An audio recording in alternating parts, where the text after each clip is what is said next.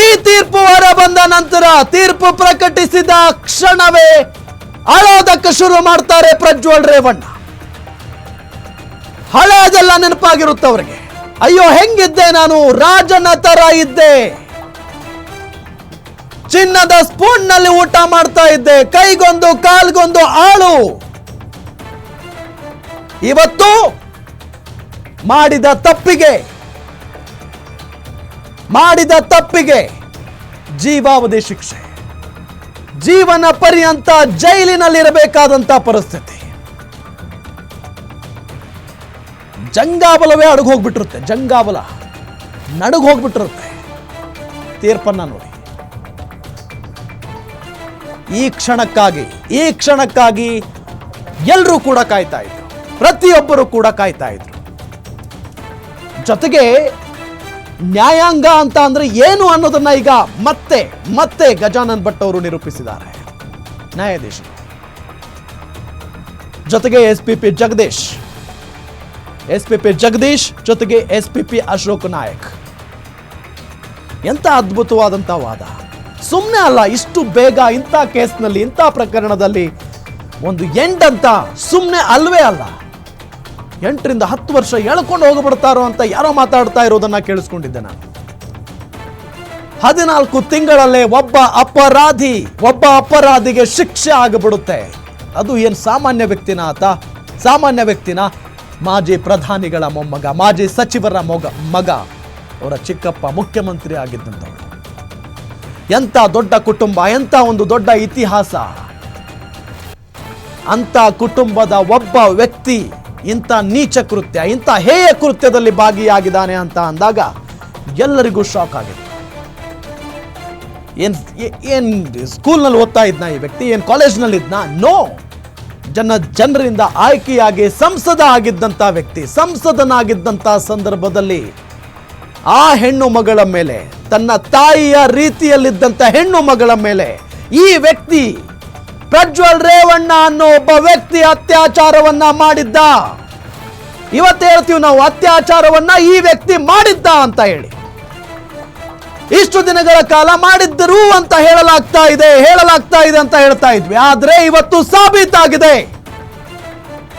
Court ಜೀವಾವಧಿ ಶಿಕ್ಷೆಯನ್ನ ವಿಧಿಸಿ ಆಗಿದೆ. ಇವತ್ತು ಹೇಳ್ತೀವಿ, ಈತ ಒಬ್ಬ ಅತ್ಯಾಚಾರಿ ಪ್ರಜ್ವಲ್ ರೇವಣ್ಣ. ಪ್ರಜ್ವಲ್ ರೇವಣ್ಣಗೆ ಜೀವಾವಧಿ ಶಿಕ್ಷೆಯನ್ನ ವಿಧಿಸಿದೆ ಕೋರ್ಟ್. ಶಿಕ್ಷೆಯನ್ನ ಪ್ರಕಟಿಸಿದ ನಂತರ ಪ್ರಜ್ವಲ್ಗೆ ಆದೇಶದ ಪ್ರತಿ ನೀಡೋದಕ್ಕೆ ಸೂಚನೆಯನ್ನ ನೀಡಲಾಗಿದೆ. ಉಚಿತವಾಗಿ ಆದೇಶದ ಪ್ರತಿ ನೀಡೋದಕ್ಕೆ ನ್ಯಾಯಮೂರ್ತಿಗಳು ಸೂಚನೆಯನ್ನ ಕೊಟ್ಟಿದ್ದಾರೆ. ಸೀಲ್ ಹಾಕಿದ ಬಳಿಕ ಆದೇಶ ಪ್ರತಿ ನೀಡಿ ಅಂತ ಹೇಳಿ ಪ್ರಜ್ವಲ್ ರೇವಣ್ಣಗೆ ಜೀವಾವಧಿ ಶಿಕ್ಷೆ ವಿಧಿಸಿದೆ ಕೋರ್ಟ್. ಲಿಟ್ರಲಿ ಆ ವಿಡಿಯೋಗಳು ಹೊರಗಡೆ ಬಂದಂತಹ ಸಂದರ್ಭದಲ್ಲಿ ಈತ ಮಾಡಿದಂತ ಆ ಅಕ್ರಮ, ಆ ಕೃತ್ಯ ಹೊರಗಡೆ ಬಂದಂತಹ ಸಂದರ್ಭದಲ್ಲಿ ರಾಜ್ಯದ ಪ್ರತಿಯೊಬ್ಬ ಮಹಿಳೆಯೂ ಕೂಡ ಈತನನ್ನ ಸುಮ್ಮನೆ ಬಿಡಬಾರದು ಅನ್ನೋ ಮಾತೆ ಕೇಳಿಸ್ಕೊಂಡಿದ್ದೀವಿ ಪ್ರತಿಯೊಬ್ಬ ಹೆಣ್ಣು ಮಕ್ಕಳ ಬಾಯಲ್ಲಿ. ಉಚಿತವಾಗಿ ಆದೇಶ ಪ್ರತಿಯನ್ನ ಕೊಟ್ಟು ಕಳಿಸಿ ಆತನಿಗೆ ಸೀಲ್ ಹಾಕಿದ ಬಳಿಕ ಆದೇಶ ಪ್ರತಿ ನೀಡುವಂತೆ ಸೂಚನೆಯನ್ನ ನೀಡಲಾಗಿದೆ. ಪ್ರಜ್ವಲ್ ರೇವಣ್ಣಗೆ ಜೀವಾವಧಿ ಶಿಕ್ಷೆಯನ್ನ ವಿಧಿಸಿದೆ ಕೋರ್ಟ್. ಈಗ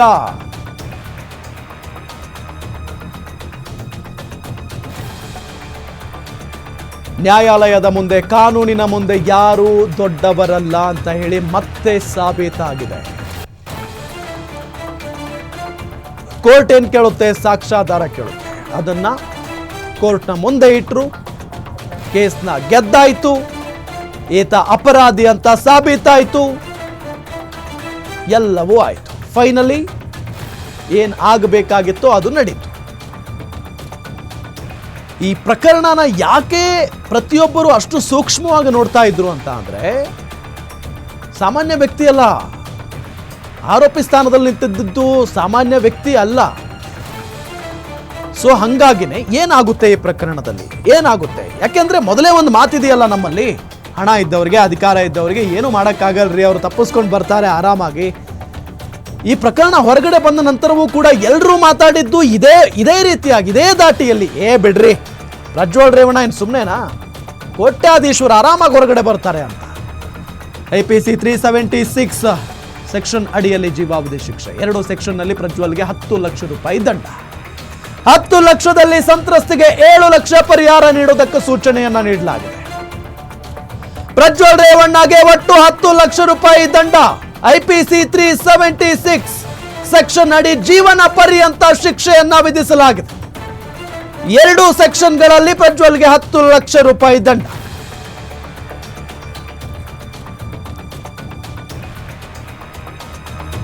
ಪ್ರಜ್ವಲ್ ರೇವಣ್ಣಗೆ ಒಟ್ಟು 10 ಲಕ್ಷ ರೂಪಾಯಿ ದಂಡವನ್ನ ವಿಧಿಸಿದೆ ಈಗ ಕೋರ್ಟ್. IPC 376 ಸೆಕ್ಷನ್ ಅಡಿಯಲ್ಲಿ ಜೀವನ ಪರ್ಯಂತ ಜೈಲಿನಲ್ಲಿರಬೇಕು ಈ ವ್ಯಕ್ತಿ, ಈ ಅಪರಾಧಿ, ಈ ಅತ್ಯಾಚಾರಿ.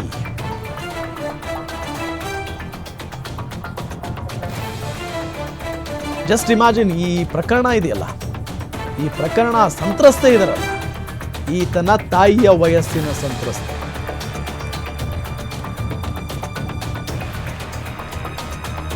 ಪ್ರಜ್ವಲ್ ರೇವಣ್ಣಗೆ 10 ಲಕ್ಷ ರೂಪಾಯಿ ದಂಡ ಜೊತೆಗೆ ಜೀವಾವಧಿ ಶಿಕ್ಷೆ. ಈ 10 ಲಕ್ಷ ರೂಪಾಯಿಯಲ್ಲಿ 7 ಲಕ್ಷ ರೂಪಾಯಿಯನ್ನ ಆ ಸಂತ್ರಸ್ತೆ ಏನಿದಾರಲ್ಲ ಅವರಿಗೆ ಕೊಡಬೇಕು ಅಂತ ಹೇಳಿ ನ್ಯಾಯಾಧೀಶರು ತಿಳಿಸಿದ್ದಾರೆ. 10 ಲಕ್ಷ ರೂಪಾಯಿಯಲ್ಲಿ 7 ಲಕ್ಷ. ನಾನೀಗಾಗಲೇ ಹೇಳ್ತಾ ಇದ್ದೆ, ಯಾರು ಅಶೋಕ್ ನಾಯಕ್ ಅವರು ವಾದವನ್ನ ಮಂಡನೆ ಮಾಡುವಂತಹ ಸಂದರ್ಭದಲ್ಲಿ ಸೆಕ್ಷನ್ 357ರ ಅಡಿ ದೊಡ್ಡ ಮಟ್ಟದ ದಂಡವನ್ನ ವಿಧಿಸಬೇಕು. ವಿಡಿಯೋ ವೈರಲ್ ಆಗಿ ಸಂತ್ರಸ್ತೆ ಎಲ್ಲೂ ಕೆಲಸಕ್ಕೆ ಹೋಗದಂತಾಗಿದೆ. ಹೆಚ್ಚಿನ ದಂಡ ವಿಧಿಸಿ ಅದರ ದೊಡ್ಡ ಭಾಗವನ್ನ ಸಂತ್ರಸ್ತೆಗೆ ನೀಡಬೇಕು ಅಂತ ಹೇಳಿ SPP ಅಶೋಕ್ ನಾಯಕ್ ವಾದವನ್ನ ಮಂಡನೆ ಮಾಡಿದ್ರು. ಅದೇ ಪ್ರಕಾರವೇ ಈ ಅಪರಾಧಿಗೆ, ಈ ಅತ್ಯಾಚಾರಿಗೆ ಜೀವನ ಪರ್ಯಂತ ಜೈಲು, ಇದರ ಜೊತೆಗೆ 10 ಲಕ್ಷ ರೂಪಾಯಿ ದಂಡ, ಅದರ ಅತಿ ದೊಡ್ಡ ಭಾಗ 7 ಲಕ್ಷ ರೂಪಾಯಿಯನ್ನ ಆ ಸಂತ್ರಸ್ತೆಗೆ ನೀಡಲು ಸೂಚನೆಯನ್ನ ನೀಡಲಾಗಿದೆ. ಸೊ ಹೌದು, ಈಗ ಕಾನೂನಿನ ಪ್ರಕಾರ ಆ ಮಹಿಳೆಗೆ, ಆ ಸಂತ್ರಸ್ತೆಗೆ ನ್ಯಾಯ ಸಿಕ್ಕಿದೆ. ಸೊ ಆಕೆ ನಿಟ್ಟುಸಿರನ್ನ ಬಿಟ್ಟಿರ್ತಾಳೆ. ಆದರೆ ಪ್ರಾಕ್ಟಿಕಲ್ ಆಗಿ ನಾವು ಯೋಚನೆ ಮಾಡಿದಾಗ ಆಕೆಯ ಪರಿಸ್ಥಿತಿ ಇದೆಯಲ್ಲ, ಆಕೆಯ ಪರಿಸ್ಥಿತಿ ಯಾರಿಗೂ ಬೇಡ.